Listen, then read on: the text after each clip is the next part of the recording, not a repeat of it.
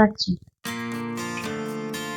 নমস্কার বন্ধুরা, খাওয়া দাওয়া চ্যানেলে তোমাদের সবাইকে জানাই সাদর অভ্যর্থনা। আজ আমি তোমাদের জন্য আরো একটা হেলদি শ্যামার ড্রিঙ্ক নিয়ে হাজির হয়েছি। আজকে আমি তোমাদের জন্য বানাবো আঙুরের ঠান্ডাই মশলা শরবত। তাহলে চলো তোমাদের সবাইকে নিয়ে আজকে আমি এই শরবতটা বানাবো। তোমরা দেখতে থাকো, আশা করি তোমাদের ভালো লাগবে।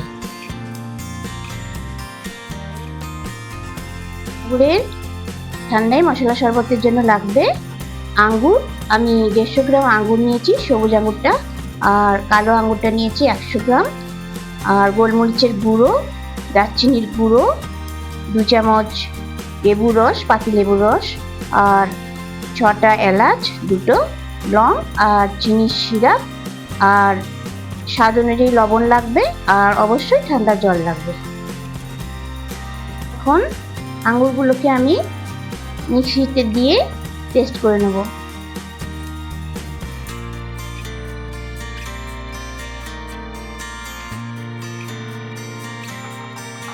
এর সঙ্গে আমি এলাচ আর লংটা দিয়ে দিচ্ছি।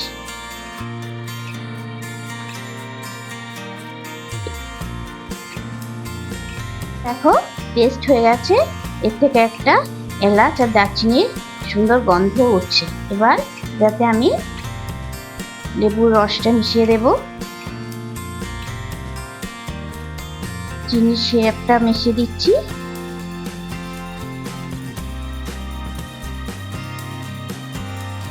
দারচিনির গুঁড়ো 1 চিমটি দিচ্ছি, গোলমরিচের গুঁড়ো 1 চিমটি দিলাম,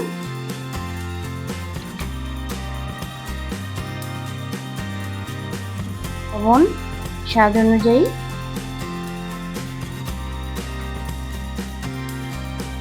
একটু মিশিয়ে নিই।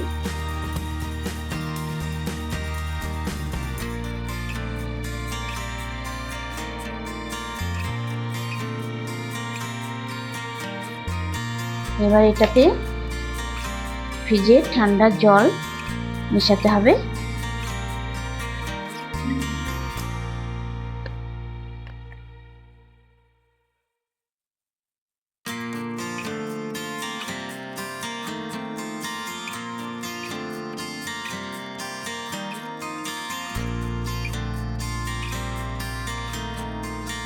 এখন আমি এটা ছাকনা দিয়ে ছেঁকে নেব।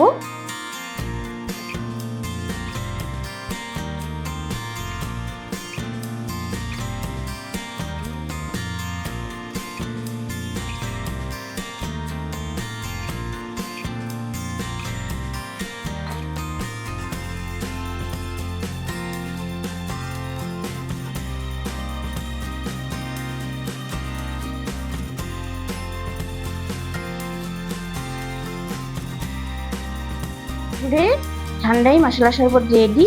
এবার এটাকে আমি একটা বড় গ্লাসে ঢেলে নেব। তাহলে চলো তোমাদেরকে এর ফাইনাল লুকটা দেখাই। আঙ্গুরের ঠান্ডা মশলাই শরবতের এটা ফাইনাল লুক। আশা করি তোমাদের ভালো লেগেছে।